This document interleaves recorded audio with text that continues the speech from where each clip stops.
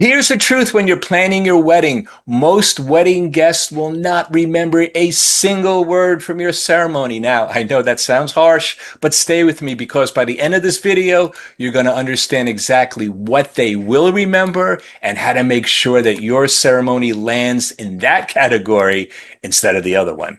Now, I've officiated a lot of weddings. I've also attended a lot of weddings. And here's the pattern that I started noticing. You can almost always tell within the first 90 seconds whether a ceremony is going to be memorable or forgettable. And it's not about the venue. It's not about the flowers. It's not even about the officiant being a good public speaker. It's about one thing: being specific. Memorable ceremonies are specific. Forgettable ones are generic. All right, let me give you an example. Generic ceremonies open like this. Friends and family, we are gathered here to celebrate the love between Sarah and Michael, who have decided to join their lives together in marriage.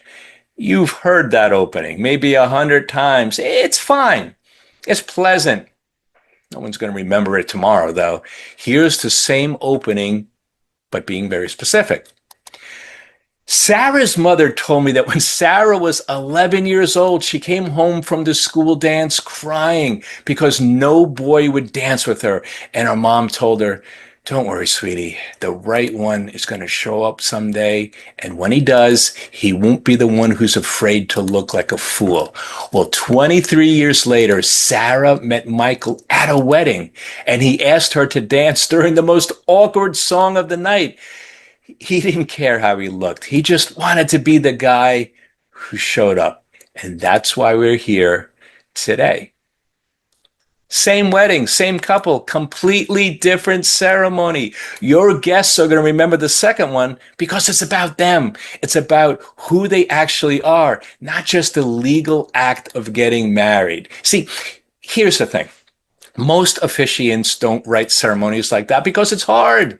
It takes a real conversation. It takes hours of work. It takes actually caring about the couple instead of just showing up and doing a reading. But you see, your wedding day deserves that kind of work. So if I could give you one piece of advice for picking an officiant, and this is true whether you hire me or anybody, ask them this one question: how do you write the ceremony? Now, if they say, well, I have a few standard templates and you can choose one of them, that's your answer. They're not writing your ceremony. They're picking one off the shelf and dropping your name in it. Now, if they say, well, I actually sit down with you for at least an hour or so, I ask you a lot of questions, and I write something from scratch around your story, now you're talking to an officiant. The second thing your guests are going to remember beyond being really specific is presence. The officiant's energy sets the tone for the entire ceremony. If they're stiff, if they're reading from a script, the room's going to feel stiff. If they're warm and engaging and actually present with the couple, the room is going to lean into that. See, this is one of the few things in a wedding where you can't fake it. Either the officiant is connected to the moment or they're just performing through it. And the guests feel the difference, even if they can't really articulate it.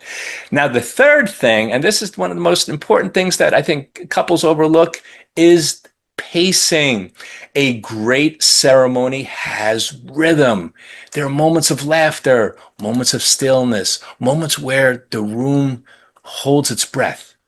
A bad ceremony is just a wall of words at the same pace from start to finish. Your officiant should be conducting the room, not just talking at it. So if you want a ceremony that lands in the memorable category, specific, present, well-paced, you need an officiant who treats the ceremony like it's writing from his craft, not just a copy and paste job.